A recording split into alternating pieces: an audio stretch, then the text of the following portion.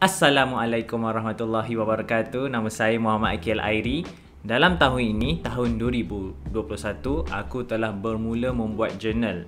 Dan aku ada dua journal. Kalau korang boleh lihat kat sini, aku beli di Kaisen. Satu journal adalah journal pencapaian. Apa-apa pencapaian aku akan catat kat sini.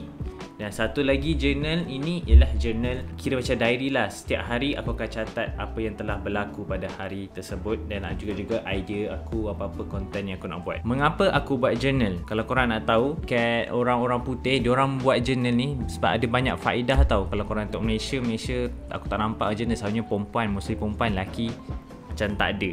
Tapi sebenarnya kalau korang nak tahu, journal ni banyak manfaat. Sangat-sangat banyak manfaat. Dan di video ini, aku akan ceritakan 8 perkara yang aku belajar sepanjang aku menjournal. Sebelum kita mulakan, aku nak tolong korang untuk tekan butang like. Dan kalau korang rasa macam nak tengok lagi video-video macam ni, consider subscribing. Dan aku akan post video-video setiap minggu. Yang pertama yang aku belajar sepanjang aku buat journal ialah journal membantu kita untuk reorganize kita punya fikiran. Kenapa? Sebab kalau korang nak tahu, manusia dia hanya boleh berfikir semaksimum 4 perkara dalam satu masa. So dengan adanya journal, ataupun kalau korang boleh panggil diary pun boleh dikira macam tu, tapi aku panggil sebagai journal, kita boleh organize benda-benda yang rasa macam tak penting, kita boleh catat dalam buku dan kita hanya fokuskan dengan benda yang lebih bermakna. Dia membantu kita untuk sortkan benda dan menjadikan kita lebih urus dalam buat kerja.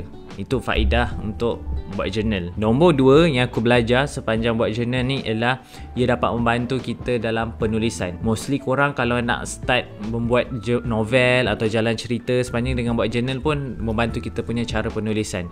Kenapa aku cakap macam tu? Sebab seperti kita dengar pepatah, practice makes perfect. Setiap hari sebenarnya korang boleh tulis, tak perlu pun nak tulis satu hari buat satu karangan panjang, nak ceritakan apa berlaku, daripada apa makan apa, hari ni buat apa, jogging ke, tak perlu pun.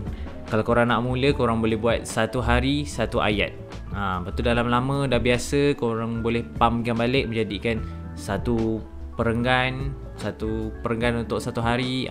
Tak perlu risau lah. Lama-lama sebenarnya menulis ni pun sangat membantu dalam kalau korang nak memulakan karya penulisan korang. Yang ketiga, journal boleh membantu kita untuk set goals kita. Kalau macam aku bagi contoh lah journal aku tunjuk apa yang aku catat setiap hari kononnya lah. Ini contoh dia. Tengok ni, aku ada buat macam-macam nombor dan kotak dan aku tandakan. Ni contoh YouTube aku, subscriber aku nak target berapa kan.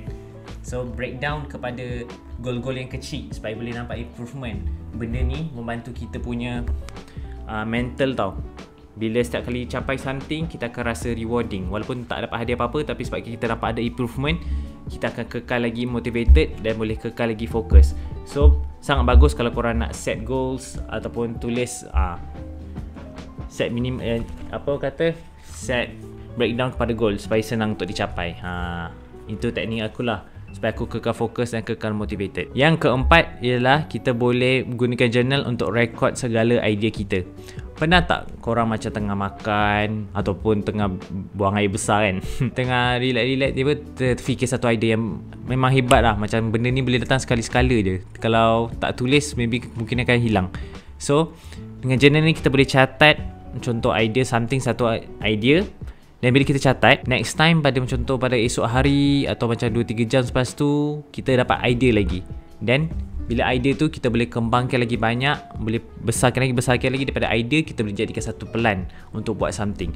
Sebab tu sangat membantu kalau kita tulis apa segala idea yang kita ada dan pastikan tulis. Korang akan nampak perubahan bila korang hanya berfikiran kepala dan bila kita tulis. Sebab bila kita tulis, kita akan cenderung untuk lebih buat tau, daripada hanya berfikiran kepala nak buat ke tak. Sebab tu pentingnya kalau kita tulis. Yang kelima, dengan menjournal kita boleh meriliskan stres. Lagi pada zaman ni, mostly remaja-remaja, budak-budak student depressed lah apa kan. Secara tak langsung sebenarnya journal ni pun boleh jadikan sebagai counselor kita. Kita tak ada orang nak mengadu kan. Dan lagi COVID ni kita seorang dalam bilik buat hal sendiri. So menuliskan journal ni pun kira sebagai counselor kita, sebab in the end kita tulis-tulis, kita boleh luahkan segala perasaan, tak ada orang boleh baca tau. So kita rasa safe dan rasa selamat.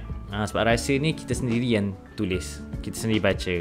Boleh dijadikan sebagai pelepasan stres, segala stres kita, segala masalah dan segala anxiety yang kita ada. Yang keenam, aku guna journal ni sebagai tempat untuk muhasabah diri. Bila korang, contoh sepanjang hari korang dah tempuhi, in the end of the day, before you go to sleep, always note everything that you have done.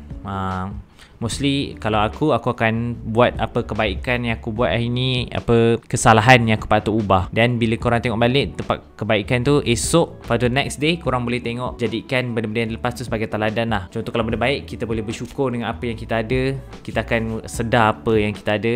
Dan kalau kekurangan, contoh kalau solat lewat lah, bila korang tulis, korang boleh tahu, oh aku boleh improve dalam bahagian ni, apa yang aku patut buat, berapa minit yang aku patut awalkan untuk solat awal. Bagusnya journal pun boleh digunakan sebagai tempat untuk muhasabah diri, untuk mengingatkan diri sendiri. Nombor 7, journal boleh menguatkan ingatan kita. Why aku cakap macam tu? Sebenarnya berdasarkan pengalaman korang semua juga. Contoh waktu sekolah, kenapa cikgu bila dia mengajar dia suruh kita catat sekali? Kenapa tak hanya mendengar semata-mata? Sebab berdasarkan sains, kita bila kita mencatat, bila kita mendengar something, kita akan, alamak ini secara fakta aku tak ingat berapa persen, tapi kita akan belajar, kita akan faham beberapa persen. Tapi bila kita menulis sekali, kita akan tambah persenan kefahaman kita.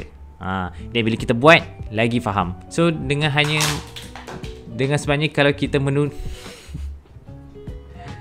dengan hanya menulis pun dah membantu kita untuk menguatkan ingatan kita. Sebab tu penting kalau menulis. And the last, number 8 is menjadikan sebagai sumber inspirasi kita. Anggapkanlah journal ini sebagai satu layar putih, layar kosong, layar kertas kosong yang kita boleh luahkan segala kita punya kreativiti. Anggaplah sebagai tempat untuk meluaskan kreativiti kita. Sebab tiada siapa yang akan baca dan kita tak malu-malu untuk menulis segala.